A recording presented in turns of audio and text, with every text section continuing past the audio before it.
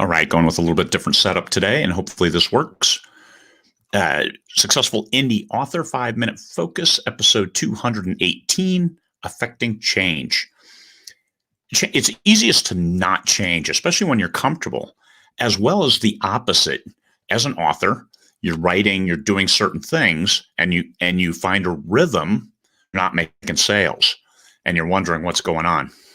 At that point in time, you got to look at, do I need to change? Do I need to change something? Do I need to change what? And you're looking at it, and affecting that change is like moving a chain up a mountain. It's a massive chain and you're trying to push it. What do you change? And this is the important thing, that you need to look internally to see. First, it doesn't have to be hard. Look at what is easiest to change. It might relate to your production, as in, am I writing the right books in the right way? For my target audience, am I writing books that don't have an audience? There's a significant change, especially if that's the answer. And I'm seeing that a lot recently, in that people are writing books and they just can't find an audience. And I've taken a look and I'm like, I can't imagine what kind of person would like reading this. Not that they're written badly, but that they're just, the stories weren't necessarily fodder for a larger group of people to pick it up and read. And this is a significant challenge. Now, if you're writing for the passion of it, I need to tell the story, great. But if you need to make money off it, then you have to write a story that has an audience. Creating an audience, once again, that's pushing the chain uphill. How do I create an audience that will like my story? And this is something that can be done. It has been done. Look at 50 Shades of Grey. Look at Harry Potter, urban fantasy, but it was different. And so then the audience came because of pushing that chain and then finally gaining momentum. And now everything's rolling downhill. And it worked well for those authors and those storylines and those genres. So it starts with you. You have to decide what you're going to change and how you're going to go about it. And then you have to stay changed. This is something that I see a lot of authors do, and me especially. See, I write a certain way. I'm trying to improve. It's looking great. And then I get tired. I'm trying to get some words. And I go back to the way I used to write certain things, more telling than things like that. And it's not exactly what I'm trying to give my readers. So I have to wake up, slap myself, and get back and write it the way I want to write it and the way I've learned to write, which I think is better and better for the readers. Affect that change. Understand, make it deliberately, and keep it changed. And once you develop that new habit, then you're fine. That's your new habit. That's your new plateau from which future changes could happen.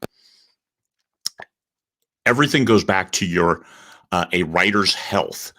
Physical, emotional, and intellectual. Are you studying your craft? Are you learning your trade? Physical, are you healthy enough to keep churning the words, keep doing the things? I've had some problems with my hands recently, and writing, sometimes typing doesn't work right.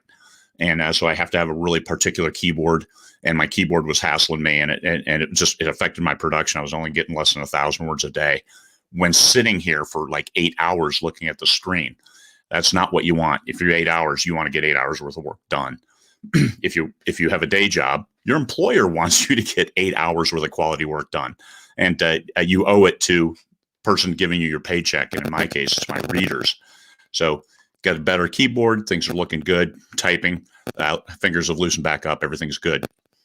So affecting that change, physical and emotional. Are you in a good place to do it?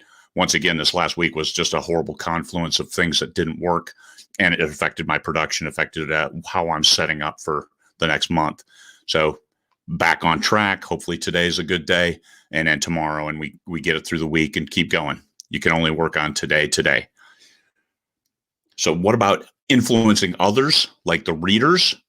Keep them happy, listen to them, the ones you respect, and the ones who are trying to help you be better, not necessarily change you in some convoluted way. Think Misery by Stephen King. Don't do that. And then you'll see that you're making a difference in your readers' lives, that they become so engaged with your characters, with your stories, that this is an opportunity for you. So a you to affect change on a grander scale besides just you. So this is your business. You have to change what?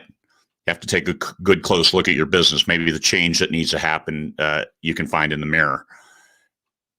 And with your readers, they're going to look, they're going to read. You can change them too in a positive way with your stories, hiding it in there, and then